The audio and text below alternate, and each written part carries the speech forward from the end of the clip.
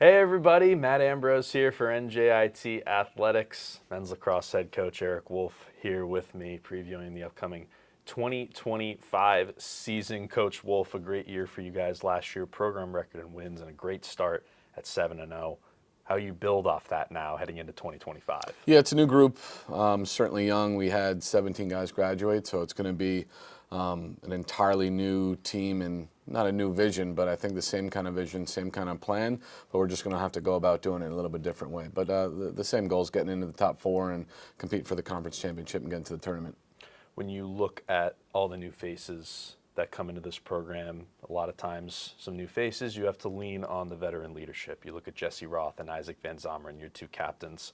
What do you kind of push towards them to provide leadership for this team?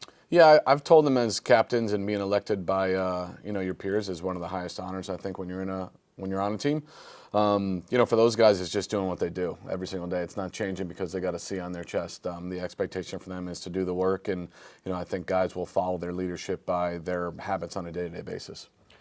When you look at what this team is able to achieve in 2025, kind of building off what the team was able to do in 2024, when you're playing to the best of your abilities, what is that going to look like when we see the team take the field in a couple months? Yeah, hopefully some chaos, in our favor, being fast. Like, we talk about our calling card, fast, physical, and organized. Like, we want that, and we want to take it to another level. So, hopefully putting up a lot of goals, winning the ball at the X, some saves in the net, and, pushing transition as much as we can. We're not really going to change the style that we play. We're going to hopefully take it to another level. And that's, how hard we can do it and how successful we're going to be at it. It's going to boil down to the boys and, how much time they're willing to spend on their craft.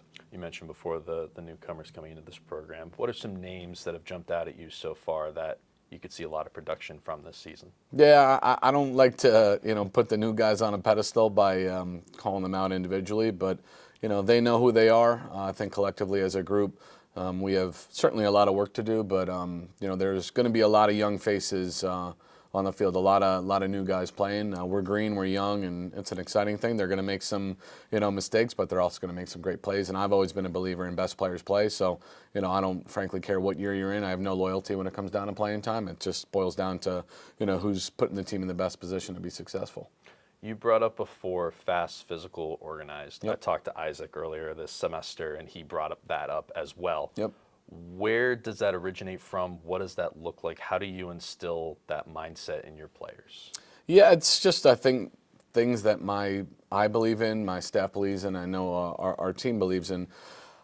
Growing up on Long Island, everything is fast. The way that you talk, the way that you play the game, anything, the way that you drive, everything is a little bit crazy. So, authentically being myself, I believe in, playing a fast style of ball, and then, going to school where I went to school and playing, up in Albany, we believed in a fast style of play. So that's something, that's inherently just in me and what I believe in. Physical. I'm not the biggest dude in the room, but I am pretty competitive, and I do believe in a level of physicality, when it comes down to playing the game. So it's just we want our opponents to feel us, whether it be on the ride, whether it be playing defense, whether it be playing offense and dodging.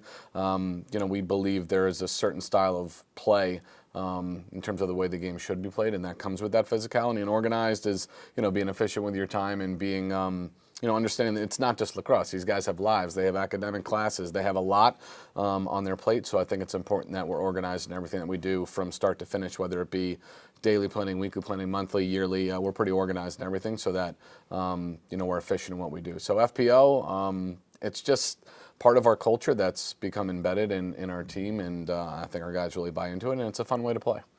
I know something else that you value as well, you talk about that off the field aspect, is in the classroom. Yep. Your guys always excel in that department. A couple All-America East Scholar selections last year, as well as with the USILA. Yep. How important is that aspect to you as a coach? Yeah, our kids are brilliant. They really are. You're coming to NJIT, you're a pretty high-level student.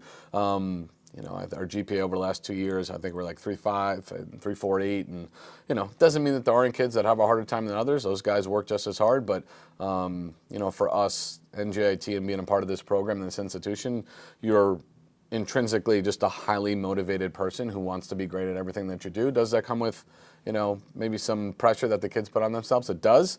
But that aligns with what we do as a program. Like, our kids want to be great, and our guys do a great job of managing the classroom pressure and obviously the expectations that they put on themselves.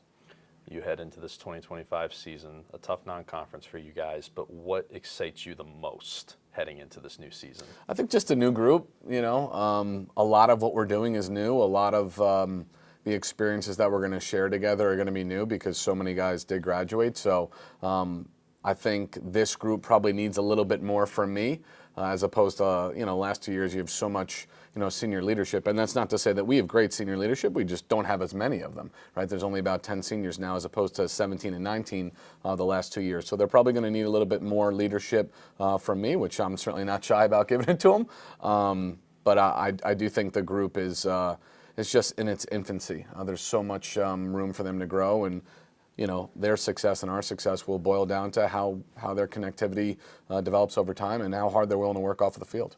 Well, can't wait to watch the guys get after it this spring. It's going to be another exciting season. So, Coach Wolf, appreciate you joining us. Thanks, Matt. Appreciate it.